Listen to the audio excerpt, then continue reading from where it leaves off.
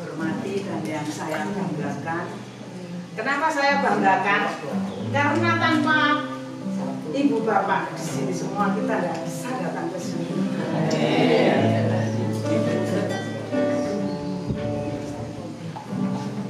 Mari untuk mengambilkan karena rasa terima kasih kita terutama kepada Tuhan dan kepada ibu bapak yang sudah mendukung acara ini sehingga kita bisa di tempat yang begini indah. Kita akan berterima kasih kepada Tuhan. Kita pujikan nomor 47. Terima kasih Tuhan. Terima kasih.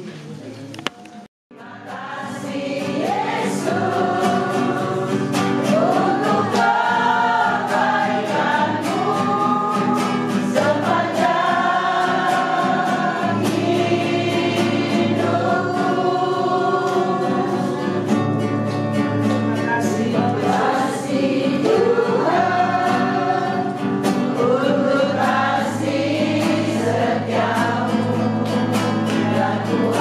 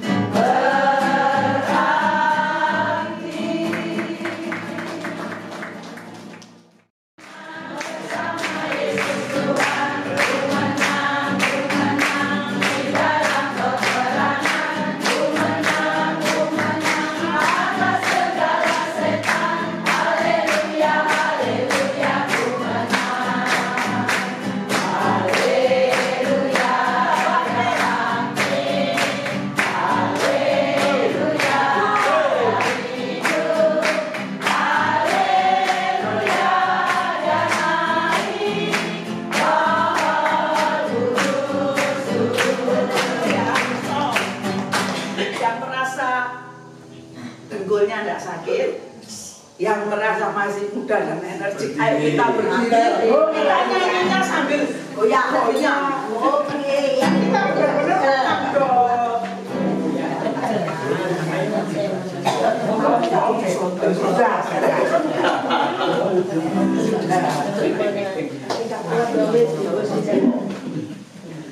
Namanya siapa?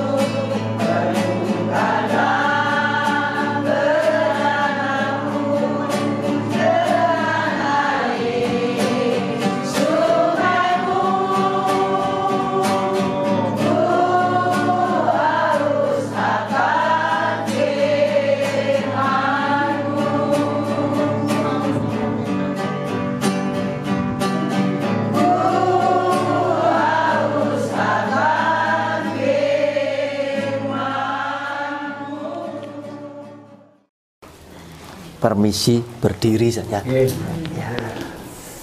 Shalom. Puji Tuhan. Kita senang ada di tempat ini.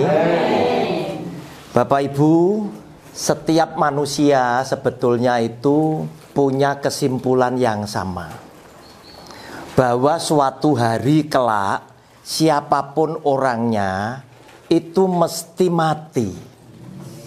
Hanya saja bagaimana caranya mati itu urusannya Tuhan. Kalau belum waktunya mati, ya ora mati-mati. Ya. Tapi kalau waktunya mati, jalarannya itu bisa sepele banget. Ya. Dan Tuhan akan menjemput orang-orang yang percaya hingga kita pulang di dalam damai sejahteranya Dia. Bapak Ibu, konon ceritanya ada seorang raja yang masih muda, ganteng, gagah. Itu punya seorang perdana menteri yang sangat setia. Kemana saja raja ini pergi, di mana saja raja ini berada, perdana menteri itu selalu menyertai. Tidak pernah meninggalkan raja ini. Suatu hari, raja yang muda ini karena punya pedang yang tajam, yang bagus, itu dia kepengen membersihkan pedang ini tadi. Dibersihkan pedang itu, perdana menteri ada di sebelahnya. Karena mungkin kurang hati-hati, pedang ini terjatuh. Kena kakinya raja ini, beberapa jarinya itu putus. Karena saking tajamnya. Wah, raja ini nangis Bapak Ibu. Dia kesakitan, kemudian ditolong, dan raja ini di tengah-tengah sedih dan rasa sakit ini tadi, perdana menteri ini memberikan penghiburan kepada rajanya. Raja, ndak usah sedih dengan kejadian ini, sebab pasti ini ada rencana Tuhan di balik semuanya ini. Ada yang baik dalam setiap kejadian umat manusia. Raja ini tambah ngamuk, ya. Wong sudah kesakitan, beberapa jarinya kepotong. Perdana menteri mesti ngomong, ndak popo. Marah raja ini. Dia bilang, matamu ndak ngeliat. Jariku itu beberapa jari itu putus. Kok kamu masih bilang ada sesuatu yang baik di kemudian hari? Apanya yang baik? Karena marah raja ini, emosi, perdana menteri ini dipenjara. Yang setia ini dipenjara. Dasarnya orang setia, orang yang perhatian, itu kadang tuh kakean cangkem, saudara, betul ya? Ya, ibu-ibu kalau sayang sama anaknya, itu ya cerewet, kakean cangkem ya. Nuturi gak cukup sepisan gitu. Wes diomongi anaknya mau study tour gitu. Lek ngomongi, engko lek mlaku liwat pinggir gitu. Engko lek nyabrang tolah-tolah, itu berkali-kali Bapak Ibu. Ya kakean cangkem ini perdana menteri ini. Dia ngomong sama rajanya. Raja, saya sampean cemplung nih penjara. Ini juga ada kebaikan yang dari Tuhan untuk kita di kemudian hari. Rajanya tambah ngamuk gitu. Wes kebaikan apa mbah pokoknya kowe masuk penjara. Raja ini ceritanya sudah sembuh. Wong dia itu masih muda, gagah gitu, ganteng lagi, senengnya berburu. Bawa kuda, wes berburu. Suatu hari dia berburu, ketemu dengan kijang yang bagus. Dipanah-panah ini kijangnya itu karena lincah, ndak kena-kena. Dikejar terus sama raja ini sampai jauh, akhirnya masuk ke sebuah pedalaman. Kesasar raja ini tadi, dan raja ini ditangkap oleh bangsa primitif penyembah dewa-dewa. Pegang dia, sendirian dia. Nah, bangsa primitif ini yang menyembah dewa-dewa suka mempersembahkan kurban berupa manusia yang ganteng-ganteng ini tadi. Nah, kemudian Si raja ini tadi setelah didandani dan lain sebagainya mau dipersembahkan sebagai korban, kepala sukunya top. Jangan keburu-buru, kita periksa dulu apakah persembahan itu tak bercacat. Ini tadi. Dilihat jarine protol, saudara. Terus kemudian kepala suku bilang, ndak iso ini, daripada dewa marah kokon mulih. Akhirnya singkat cerita raja ini pulang dengan selamat. Dia langsung ingat, wah ini omongannya Perdana Menteri bener ini. Coba jariku utuh, sudah mati. Puji Tuhan, kelangan jari tapi urip. Ya, kelangan jari tapi urip. Dia datang kepada Perdana Menteri. Iya toh? Dia ngomong, omonganmu bener. Kamu tak keluarkan dari penjara sekarang. Terus yang satunya yang saya mesti tidak ngerti. Sampean kan ngomong, aku mbok lebokne penjara, ini juga ada kebaikan Tuhan yang di kemudian hari akan kita alami. Apa itu maksudnya? Rojo, sampean kok lupa kemana saja Rojo pergi aku melo. Iya toh. Nek aku gak masuk penjara, sampean berburu aku melok. Aku jadi tumbal. Bapak Ibu, ya. Artinya apa? Umur manusia tergantung dengan Tuhan. Ya, tergantung dengan Tuhan. Lek wayahe mati ya mati, ya. Lek wayahe ndak mati, delalai urip terus walaupun tele-tele gitu ya. Ya. Tetapi hari ini ya, kita perlu tahu urut-urutannya gimana kalau orang itu mati. Oleh karena itu saya memberikan judul renungan pada retreat yang istimewa ini tadi. Pemandu pujiannya kita sampai terharu, kok bisa di sini? Ya, itu dengan judul Ojo Wedi Mati, ya. Kita lihat lebih dulu Mazmur 90 ayat 10. Ini banyak ayat, silakan dicatat, nanti bisa direnungkan lagi, ya. Mazmur 90 ayat 10. Masa hidup kami 70 tahun dan jika kami kuat 80 tahun. Dan kebanggaannya adalah kesukaran dan penderitaan sebab berlalunya buru-buru dan kami melayang lenyap. Firman Tuhan ini memberikan pengertian buat kita bahwa kita itu dibatasi dengan umur. Umurnya 70, kalau kuat dikasih 80. Kalau dikasih lebih, puji Tuhan, minta aja sekalian. Tuhan nek aku mbok kei panjang umur, ya kasih ono kuat dan sehat, ya, supaya ada artinya, ya. Hidup bisa nikmati, hidup bisa jadi berkat untuk orang lain. Bapak Ibu, di situ dikatakan orang yang seperti ini itu kebanggaannya adalah kesukaran dan penderitaan. Kenapa kok mereka bangga dengan kesukaran dan penderitaan? Sebab dia jadi orang benar. Orang benar itu hidupnya akan lebih sulit daripada orang yang tidak benar. Yang tidak benar opo-opo oleh. Orang benar belum tentu kabeh oleh, begitu ya. Sehingga kita lebih dibatasi oleh karena kita harus menjaga kebenaran dan kekudusan. Bapak Ibu, umur itu sudah dilewati oleh seseorang. Tiba saatnya orang itu dipanggil. Firman Tuhan bilang di Pengkhotbah 12 ayat ke-7. Pengkhotbah 12 ayat ke-7. Dan debu kembali menjadi tanah seperti semula.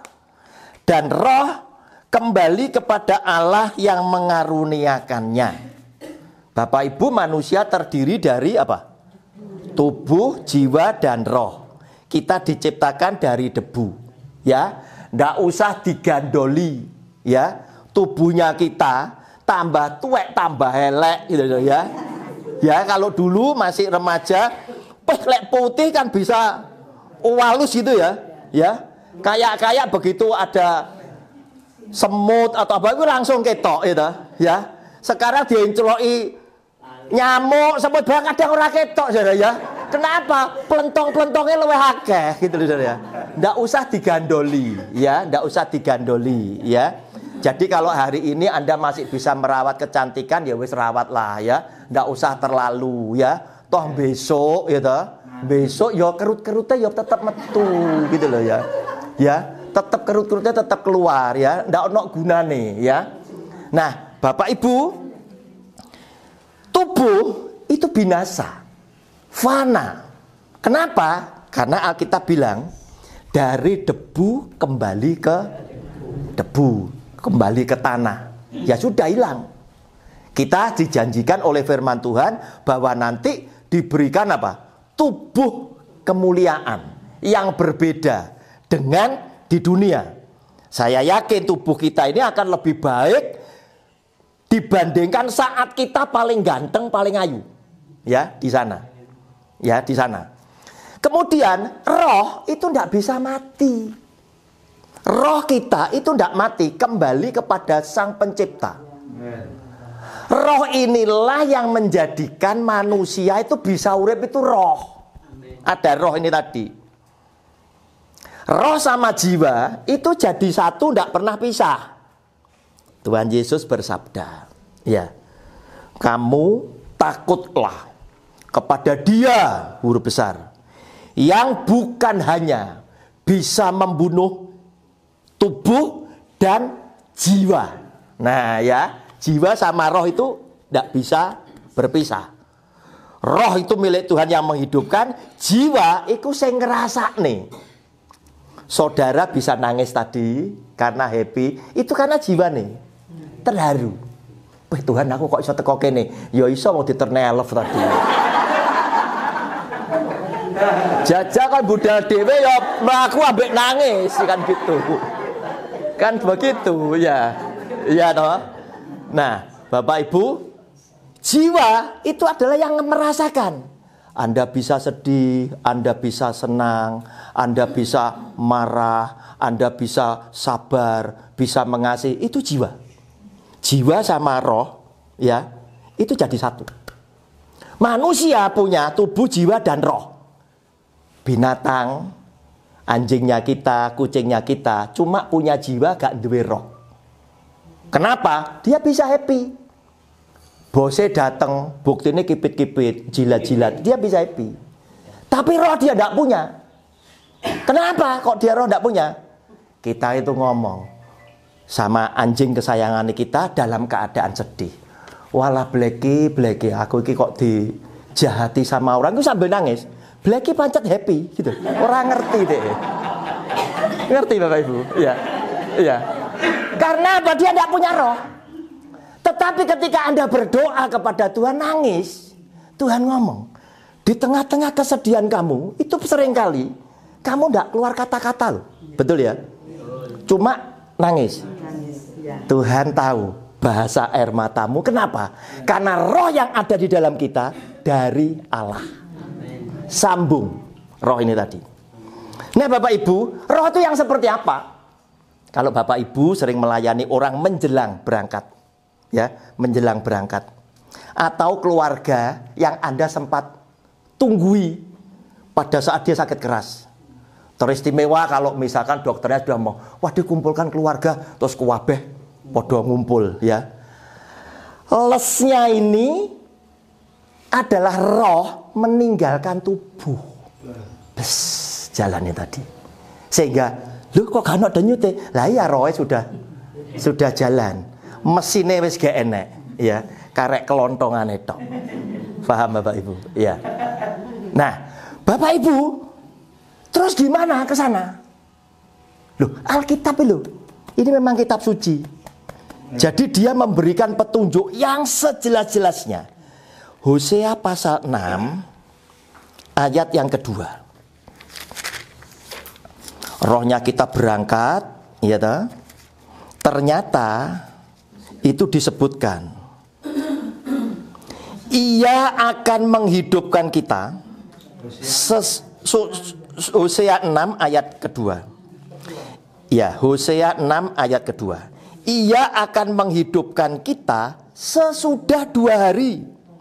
Pada hari yang ketiga, ia akan membangkitkan kita. Kita itu setiap manusia. Dan kita akan hidup di hadapannya huruf besar. Nah, roh kita ngadep. Hidup dibangkitkan. Jadi kalau misalkan geblake Jumat. Jumat hitung 1. Ya, Tuhan Yesus geblake Jumat. Jumat hitung 1 hari pertama. Sabtu hari kedua. Hari ketiga Minggu. Minggu bangkit. Rohnya itu bangkit. Ini sudah digenapi lewat jati diri Tuhan Yesus. Tujuannya apa Tuhan Yesus? Supaya manusia itu tidak penasaran. Kok besok mati terus piye? Ditunjukkan, ya toh. Tuhan Yesus itu demo. Ngene lebar mati, hari ketiga urip neh, gitu lah dia. Ya. Hidup lagi di hadapan Tuhan. Ya, hidup lagi di hadapan Tuhan. Nah, sekarang kita baca ayat ketiga sampai dengan ayat yang ke-6. Marilah kita mengenal dan berusaha sungguh-sungguh mengenal Tuhan. Ia pasti muncul seperti fajar, ia akan datang kepada kita seperti hujan pada akhir musim dan mengairi bumi. Apakah yang akan kulakukan kepadamu, hai Efraim? Apakah yang akan kulakukan kepadamu, hai Yehuda? Kasih setiamu seperti kabut pagi dan seperti embun yang hilang pagi-pagi benar. Sebab itu aku telah meremukkan mereka dengan perantaraan nabi-nabi. Aku telah membunuh mereka dengan perkataan mulutku.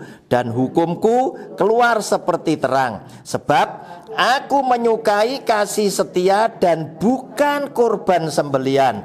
Dan menyukai pengenalan akan Allah lebih daripada korban-korban bakaran. Bapak Ibu, Efraim dan Yehuda dipakai sebagai contoh bahwa sebetulnya mereka cinta sama Tuhan itu tidak betul-betul teguh, tidak 100%. Sering masih serong kiri, serong kanan.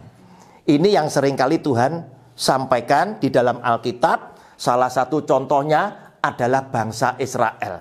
Walaupun mereka terpilih, dicintai Tuhan luar biasa. Sakjane kamu itu jek menggok-menggok. Kamu ini dasar bangsa yang tegar tengkuk. Tuhan sampai bilang seperti itu. Bangsa yang bebal. Sudah tak kasih seperti ini, ijek menggok-menggok. Nah, Tuhan itu kepingin Anda dan saya, ayat 6, garis bawahi itu di Alkitab. Sebab aku menyukai kasih setia dan bukan korban sembelian. Nah, oleh karena itu Bapak Ibu harus ngerti ya. Jika Yesus adalah Tuhan sing nyiptakan dunia dengan segenap isinya, berarti dia adalah Tuhan sing maha kaya. Dia katakan ini, sebab aku menyukai kasih setia dan bukan korban sembelian. Dan menyukai pengenalan akan Allah. Kamu kenal aku itu lebih daripada korban-korban bakaran. Artinya Tuhan itu ora butuh persembahannya kita sesungguhnya. Nek kamu ngerti, apa ya bahasa Indonesianya, bahasa Jawanya apa nyorteni Pak ya? Ya nyorteni, jadi faham betul. Iso ngerti karepe ati wong tua ini tadi. Ya, kita bisa faham dengan dia. Itu lebih daripada kamu datang dengan persembahan. Kenapa? Loh, kamu datang dengan persembahan wong kutekku. Mana ada bapak ibu yang kaya yang sudah berjuang untuk anak-anaknya. Bahkan kalau Anda tanya dengan ibu kandung Anda, nyawanya ibu kandung itu ikhlas loh dikasih ini anaknya.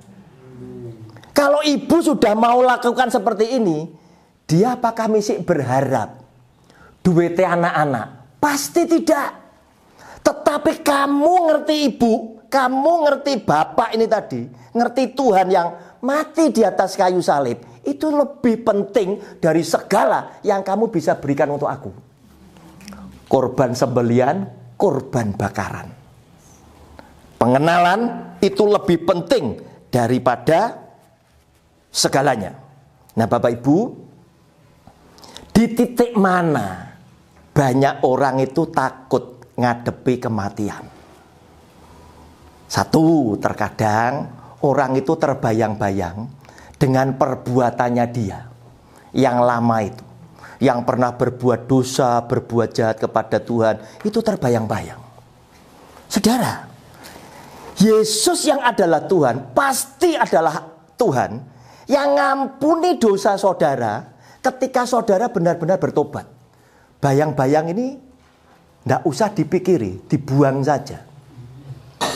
Saudara lihat ya, di dalam perjanjian lama juga disebutkan sejauh timur dari barat. Nah, demikian Tuhan melupakan segala dosa kita. Walaupun dosamu merah seperti kirmisi, Tuhan bisa ngampuni.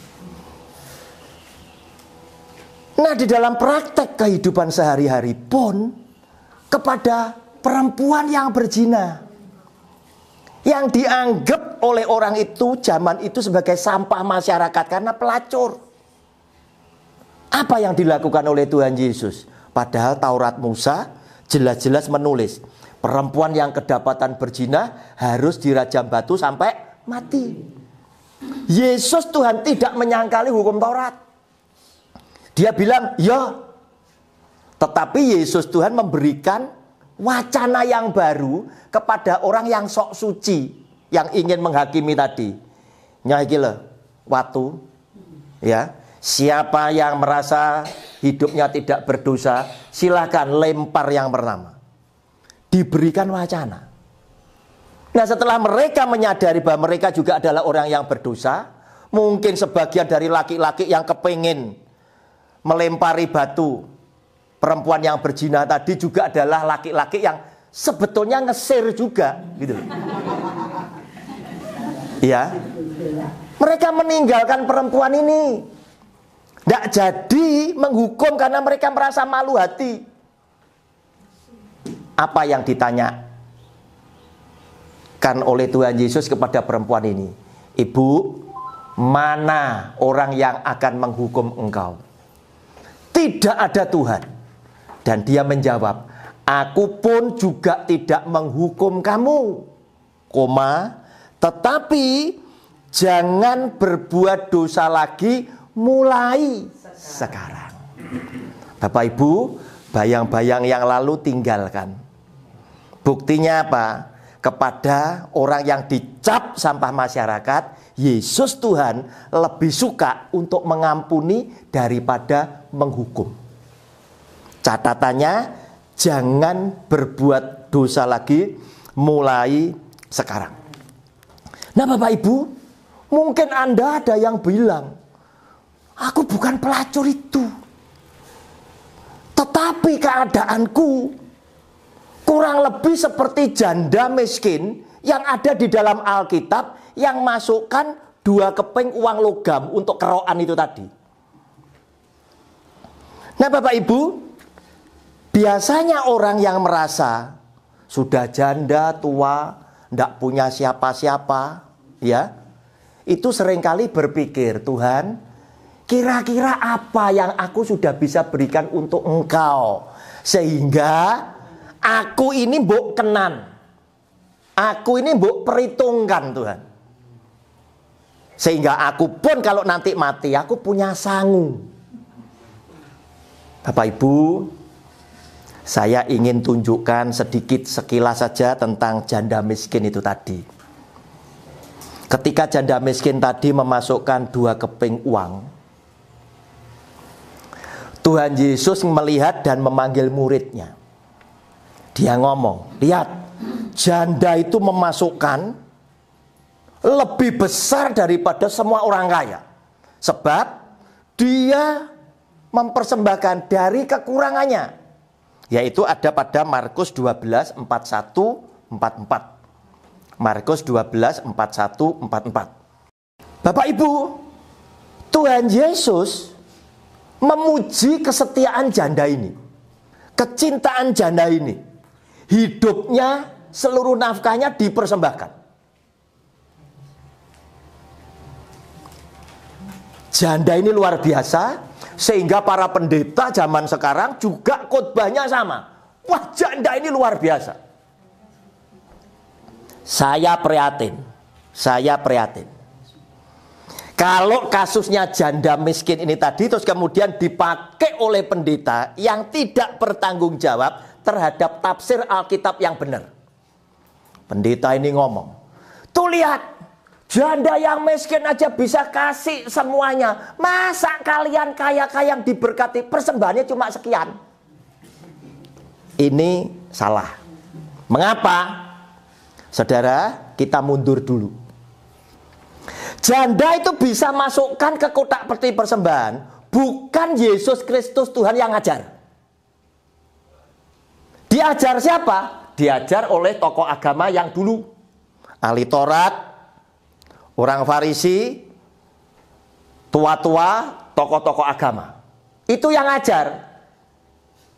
Nah, sesungguhnya apa yang Yesus Tuhan mau ajarkan untuk janda yang miskin? Dari dulu perjanjian lama, Alkitab selalu ngomong, perhatikan janda dan anak yatim. Betul? Selalu. Terus Tuhan Yesus ketika diprotes karena ada perempuan yang nuangkan minyak wangi tadi, kemudian Yudas ngomong, ini kan boros, hanya untuk ngurapi kaki Tuhan Yesus. Kan bisa dijual 300 dinar dan uangnya bisa diberikan kepada orang miskin. Tuhan Yesus bilang apa? Aku tidak selalu bersama-sama dengan kamu, tetapi orang miskin ada di sekitar kamu. Artinya orang miskin itu dititipkan oleh Tuhan kepada sesama yang lain yang diberkati lebih. Berarti Yesus yang adalah Tuhan itu sesungguhnya ingin melindungi orang miskin. Tetapi dia kagum loh dengan janda tadi. Tapi bukan dia yang ngajar. Kalau dia ngajar, pasti sampean yang janda, maaf bicara, yang tidak punya apa-apa. Bukan Anda harus datang ke peti persembahan, tetapi Anda yang harus disantuni. Anda yang harus disantuni. Bukan janda ini yang harus mempersembahkan, bukan.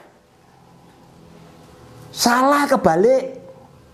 Karena itu Tuhan Yesus bilang, ketika aku lapar, kamu kasih aku makan. Janda ini luwe, saudara. Betul. Setelah dia mempersembahkan, habis. Apakah dia cukup kenyang dengan pujian? Ya enggak, ya pancet luwe. Mana yang datang dengan persembahan kepada Tuhan untuk janda ini? Dan kita lihat Yakobus pasal 1 ayat 27. Yakobus pasal 1 ayat 27.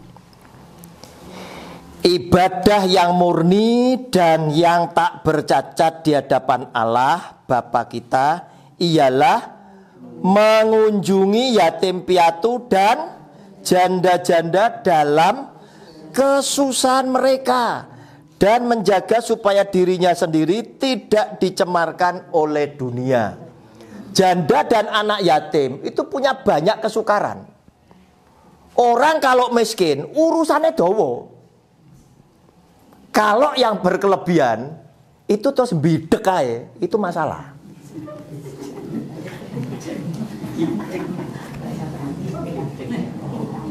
Masuk angin itu jadi masalah, saudara. Penyelesaiannya berbeda.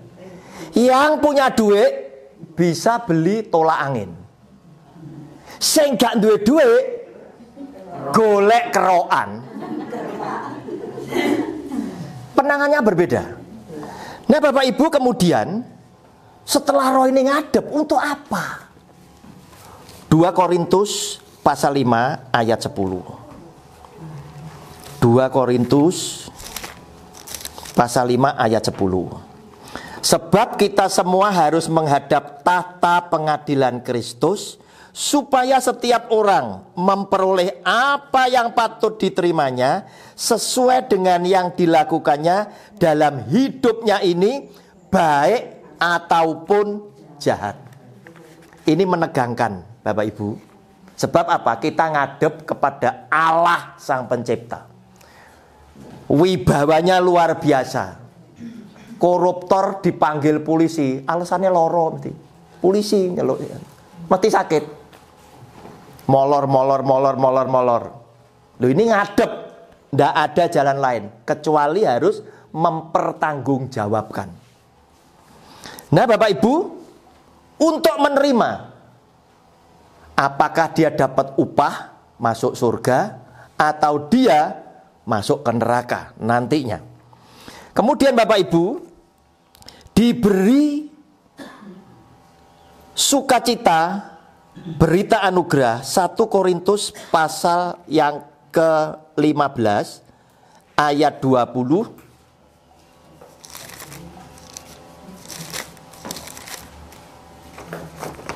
sampai dengan 26.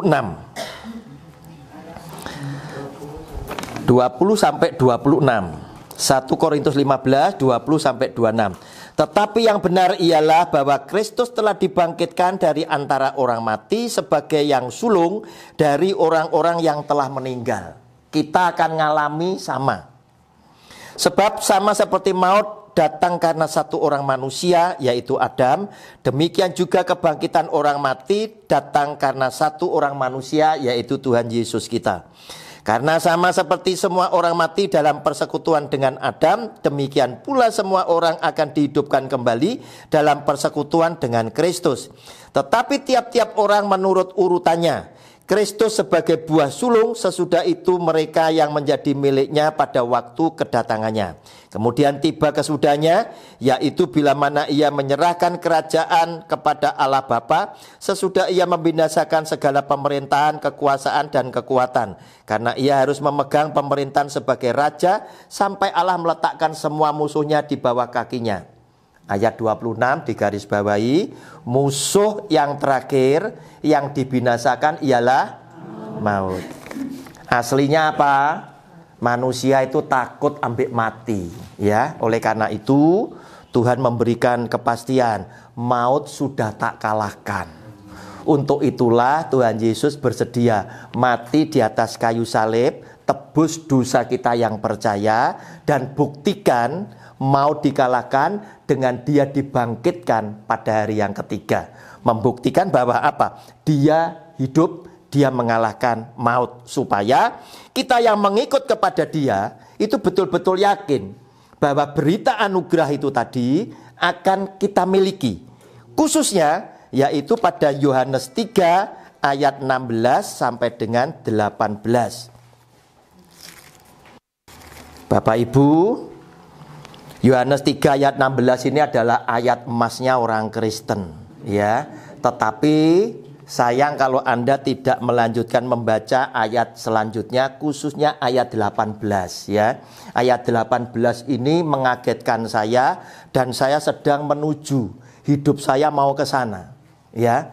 Sebab orang-orang yang istimewa itu kalau nanti pulang menghadap kepada Tuhan pada hari ketiga, kita akan disambut sebagai anak dan tidak dihukum. Dan orang-orang yang seperti ini yang saya yakini itu akan langsung masuk ke dalam kerajaan surga. Kita baca. Karena begitu besar kasih Allah akan dunia ini, sehingga ia telah mengaruniakan anaknya yang tunggal, supaya setiap orang yang percaya kepadanya tidak binasa, melainkan beroleh hidup yang kekal. Sebab Allah mengutus anaknya ke dalam dunia bukan untuk menghakimi dunia, melainkan untuk menyelamatkannya oleh dia. Barang siapa percaya kepadanya, ia tidak akan dihukum. Garis bawahi, ya, yang percaya. Nanti kita akan ngoncei, mengupas, ya. Percaya itu seperti apa? Terkadang Anda ngomong, wah saya percaya bahwa Yesus adalah Tuhan dan Juru Selamat saya pribadi. Saya yakin. Habis ngomong terus mikir, masa ya mek percaya ngene tok selamat. Wong urip ya cuma ngene tok, gak terlalu istimewa, masa selamat. Nah, saudara, kita nanti akan mengupas ke sana. Barang siapa percaya kepadanya, ia tidak akan dihukum. Barang siapa tidak percaya, ia telah berada di bawah hukuman, sebab ia tidak percaya dalam nama Anak Tunggal Allah. Simpan dulu. Ayat yang satunya adalah Yohanes pasal 11 ayat 23 sampai 27. Ketika Tuhan Yesus bersabda, akulah kebangkitan dan hidup, ya. Mulai 23, kata Yesus kepada Marta, saudaramu akan bangkit.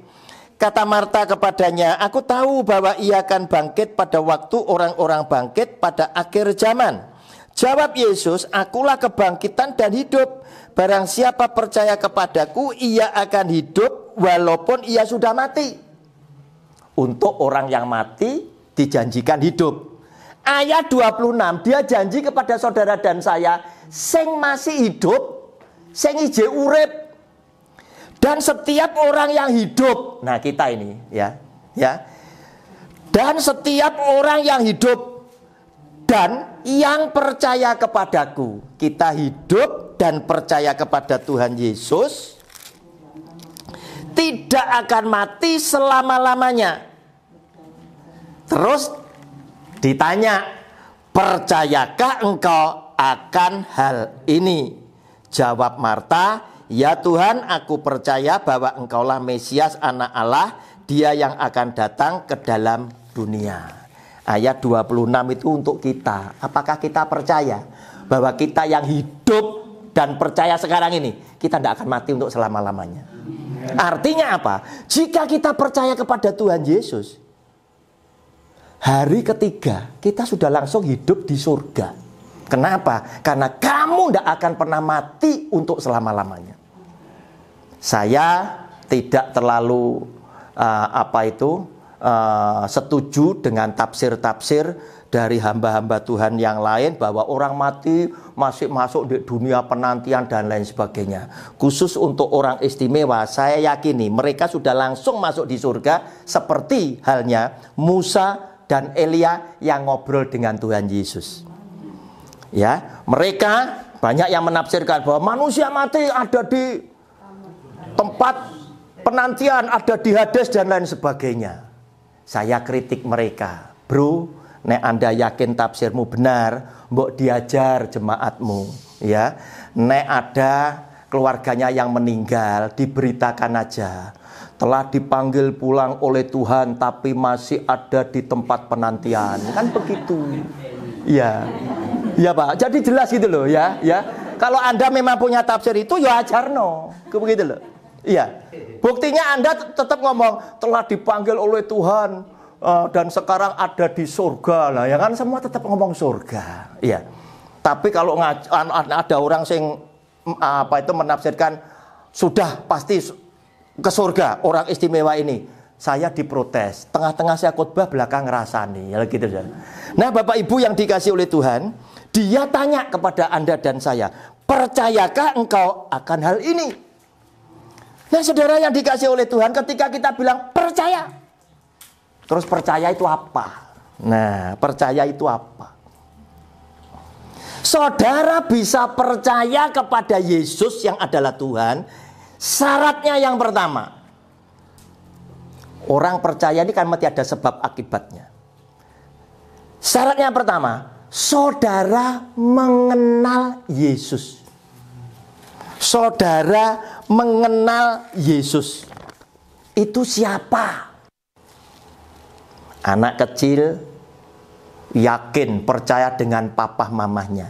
Sebab apa? Sejak dia bayi, papa mamanya berjuang dan menunjukkan kasih sayang. Anaknya ngerti. Sehingga anak ini tadi punya tekad, besok kalau aku diberkati Tuhan, papa mamaku tak seneng nih, tak bahagiakan. Kenapa? Karena dia mengenal. Bapak Ibu, Anda mengenal Tuhan itu seperti apa, itu menentukan arah hidupmu. Yesus yang adalah Tuhan, di dalam Yohanes 10 ayat 11 itu bersabda, akulah gembala yang baik. Gembala yang baik memberikan apa? nyawanya bagi domba-dombanya. Dibuktikan dia menggenapi hukum Taurat yang tidak bisa dilakukan oleh manusia siapapun kecuali Tuhan Yesus. Dia mati di atas kayu salib untuk menggenapi hukum Taurat, menjadi kutuk atas hukum Taurat karena kita. Supaya apa? Kita hidup. Bapak Ibu, kalau Anda ngerti ayat firman ini, berarti Anda akan bisa menyimpulkan Yesus Kristus Tuhan datang untuk saya. Itu untuk menjadikan saya itu selamat atau soge? Pilihan Bapak Ibu. Loh kenapa? Kalau ngomong soge saudara jingkrak-jingkrak. Ayo. Yesus Tuhan tidak pernah ngomong tentang saudara bisa kaya. Enggak. Dia fokus kamu selamat. Orang yang dikasih makan 5 roti dan 2 ikan, itu orang 5.000. Keesokan harinya mereka datang kepada Tuhan Yesus terus tanya, "Guru, kapan kau tiba di sini?" Ngomongnya kasar loh Tuhan Yesus. "Sampean tekonya ngaku bukan karena tanda-tanda kemesiasanku, bukan tanda-tanda ajaib ini, keselamatan yang tak tunjukkan karena aku Mesias, tetapi karena badokan itu menjadikan kamu kenyang." Bahasa Ibrani ini ya, Anda ngerti ya? Ya, karena badokan ini telah menjadikan perutmu kenyang. Kasar loh. Kemudian dia lanjutkan lagi, "Bekerjalah bukan untuk mendapatkan roti jasmani yang bisa binasa, tetapi bekerjalah untuk mendapatkan roti yang bisa bertahan sampai kepada hidup yang kekal." Yohanes pasal 6. Bapak Ibu, dia tidak melarang saudara kaya, tetapi dia memberikan peringatan, hati-hati, orang kaya sukar masuk ke dalam kerajaan surga. Tapi bukan berarti sing miskin belang-belung, bukan. Ya, bukan gitu ya. Ya, imbang ya. Bukan berarti wah miskin belang-belung. Oh, nanti dulu, ya, nanti dulu. Yang penting percaya. Ya, yaitu mengenal Tuhan. Seperti apa dia? Dia adalah Tuhan yang mengasihi saya, yang rela mati untuk saya hidup. Bukan menjadikan saya kaya, bukan. Tapi menjadikan saya hidup. Sehingga ketika orang mengenal Tuhan Yesus pun juga bersabda pada ayatnya yang ke-14 dari Yohanes pasal 10 tadi, "Akulah gembala yang baik dan aku mengenal domba-dombaku, dan domba-dombaku mengenal aku." Wolak-walik. Kita semua bilang kita mengenal Bapak Joko Widodo karena beliau adalah Presiden Republik Indonesia, presiden kita. Dibalik, Pak Jokowi ngomong, "Tapi saking banyaknya rakyatku, sampean iku sopo?" Paham Bapak Ibu? Berbeda dengan pernyataan sabda Kristus, "Aku mengenal domba-dombaku dan domba-dombaku kenal aku." Berarti apa? Di antara Tuhan Yesus dengan orang yang ngaku percaya, yang ngaku kenal tadi, punya hubungan yang intim, punya hubungan yang sangat dekat. Ya, yang sangat dekat. Sehingga saling mengenal. Akibatnya apa?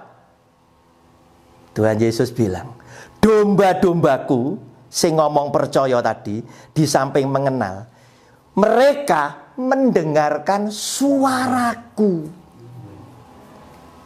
Di dalam hidup ini banyak pendeta, banyak suara macam-macam. Saudara kudu niteni, mana pendeta sing menyuarakan suara gembala yang baik. Bapak Ibu, berbahagia Anda digembalakan oleh pendeta sing ora macam-macam. Ya, Pendeta Sutopo, Bu Topo ini tidak macam-macam, Bapak Ibu. Ya, sak macam dok. Ya, kenapa? Karena mereka masuk melalui pintu. Artinya apa? Yesus Tuhan ngomong, akulah pintu menuju ke domba ini. Kalau orang perwakilanku, pendeta, perwakilan gembala yang baik, masuk lewat pintu, lewat aku, mereka oleh penjagaku akan dibuka pintu menuju ke domba-dombaku. Dia kenal dengan setiap domba-dombaku. Dan dia ngomong, domba-dombaku mengikuti aku. Kenapa? Karena ini suara daripada gembala. Macam-macam loh, saudara. Suarane pendeta yang celebung, saudara. Iya, tidak semuanya benar. Tidak semuanya benar. Saya peringatkan, tidak semuanya benar. Sebab di dalam bacaan Yohanes pasal 10 ada gembala yang baik adalah Tuhan Yesus. Pendeta zaman sekarang yang tulus ikhlas masuk lewat pintu adalah perwakilan dari gembala yang baik. Yang kerja dengan tulus, tidak mencari kepentingan dirinya sendiri, tidak cari keuntungan untuk kelompoknya. Itu adalah ini. Tetapi ada orang asing yang disebut oleh Tuhan Yesus gembala upan, yang lompat pagar. Kalau orang baik-baik, kulo nuwun ya nodok lawang, betul enggak? Lah kalau muter lewat belakang gitu, lompat pagar, iki maling gitu ya. Ya, Alkitab nulis itu pencuri, dia lompat pagar. Dia tidak berani terang-terangan. Artinya apa? Dia hanya ingin mendapatkan keuntungan dari domba-domba ini dan tidak bertanggung jawab atas nyawa dan keselamatan domba-dombanya. Begitu ada sesuatu yang berbahaya, dia segera kabur. Itu kata Tuhan Yesus. Oleh karena itu, yang namanya percaya harus kita mengenal dia dulu. Kita harus punya hubungan yang intim dengan dia, hubungan yang dekat dengan dia, sehingga kita bisa membedakan ini suara gembalaku atau bukan. Ini suara gembalaku atau bukan. Contoh yang sederhana sering saya tunjukkan. Tuhan Yesus bersabda, tidak ada seorang pun yang telah naik ke surga kecuali daripada dia yang dari surga turun ke dunia, yaitu anak manusia. Ini suara gembala yang baik. Ndak ono. Kemudian ada seorang pendeta bilang, saya dibawa oleh Tuhan Yesus, nyatut namanya Tuhan Yesus, pergi ke surga dalam kunjungan kerja. Ini pasti bojo, ya. Ya, walaupun ngomong dibawa Tuhan Yesus, pasti bojo. Kenapa? Ini Anda harus bisa membedakan. Suara Tuhan tidak pernah bilang tentang persembahan. Tetapi kemudian suara iblis ini tadi mulai ngomong. Saudara tahu enggak mengapa kita ibadah seminggu cuma 1 kali hari Minggu? Sebab kita bayar 10%. Nah, Bapak Ibu, kapan Tuhan ingin duit saudara kemudian dia kasih fasilitas? Orang yang punya hubungan intim dengan Tuhan, salah satunya adalah orang yang selalu mengingat nama Yesus.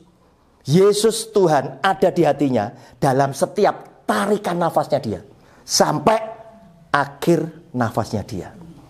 Itu membuktikan bahwa dia itu mengasihi Tuhan. Dan orang yang mengasihi Tuhan selalu ada dalam satu paket yang sama. Bukti saudara mengasihi Tuhan, yang pertama, saudara mati cinta dengan keluarga gembalamu. Itu satu. Gembalamu tidak nyambut gawe, butuh mangan. Ngerti? Digenapi lewat firman Tuhan apa? Tuhan memelihara. Lewat apa? Jemaat yang diberkati lebih. Itu satu. Kedua, saudara cinta dengan pekerjaan Tuhan. Gereja, sak peralatannya, sak kegiatannya. Saudara cintai. Tidak perlu dioyak-oyak. Perlu urunan. Saudara ngerti dewe, kaya urunan-urunan dewe. Ini jalan otomatis. Kenapa? Karena Anda cinta. Kalau Anda tuh cinta dengan orang tua yang sudah sepuh, ya, wah iki adem-adem, wah gak usah diomongi, tukokne mantel, ya toh, tukokne minyak kayu putih, ya toh, dicepai fake, ya, dicepai macam-macam yang ibunya perlu. Nggak perlu ibuke pakai sanepo. Saudara ngerti sanepo? Sakjane mama no ibu no sakjane yo kepengin lho nak persekutuan jam 6. Tapi apa wong angene sriwing-sriwing ayo. Padahal njaluk mantel iki, gak perlu. Iya. Yang berikutnya, Anda juga adalah orang yang mengasihi sesama.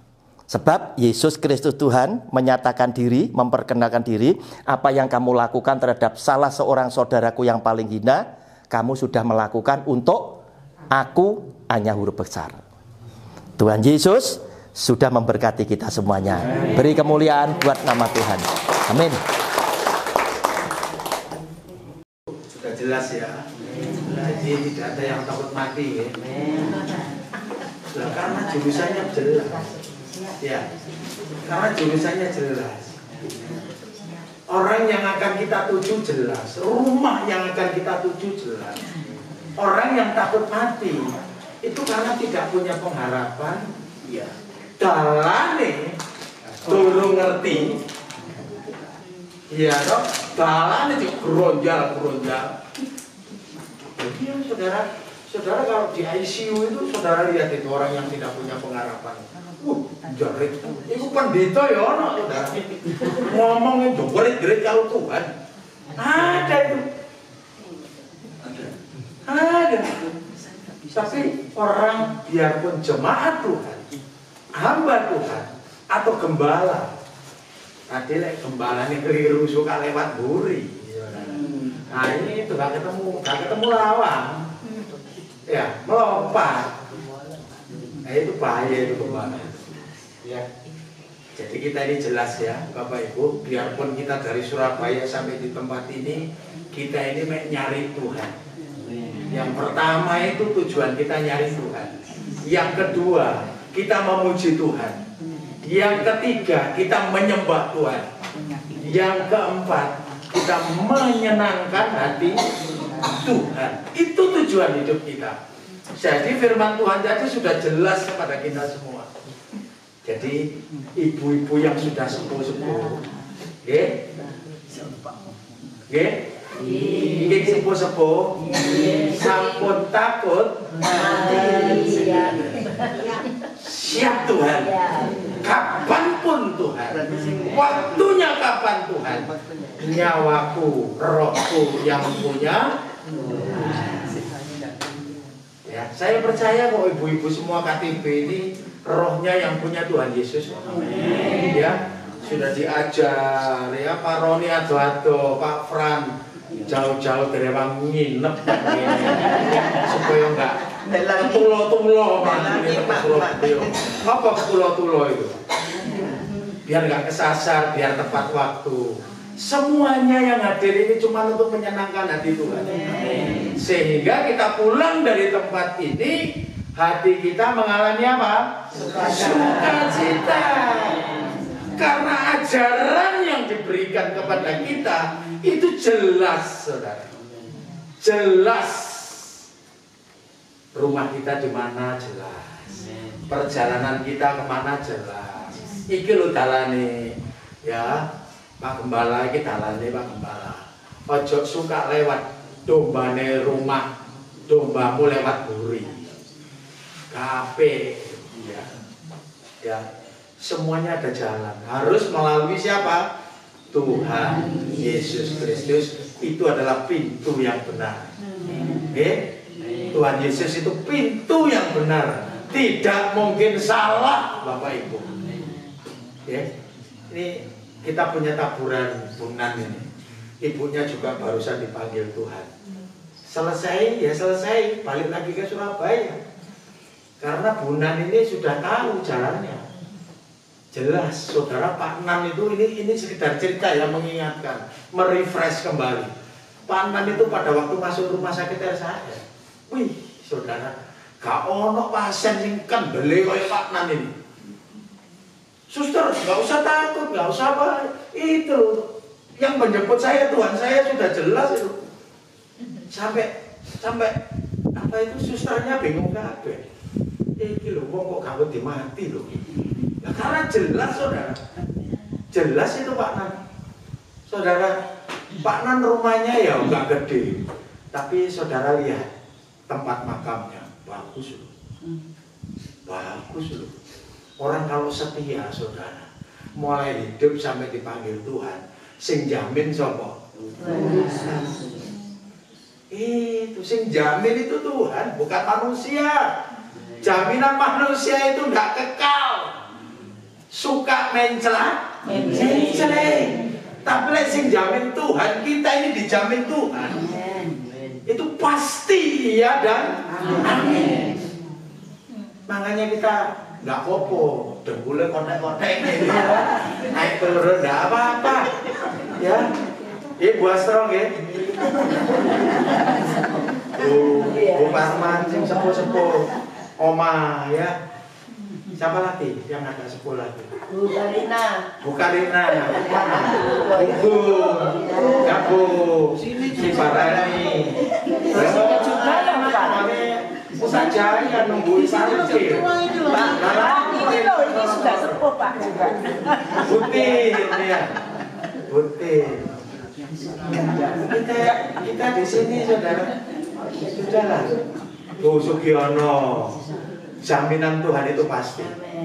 Ya. Pasti. Nanti kalau kita pulang hati kita dirubah Tuhan. Menjadi hati kita apa? Suka. Orang sukacita itu kelihatan dari wajah.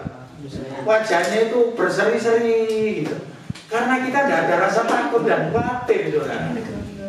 Uang lesing jengkerut itu khawatir.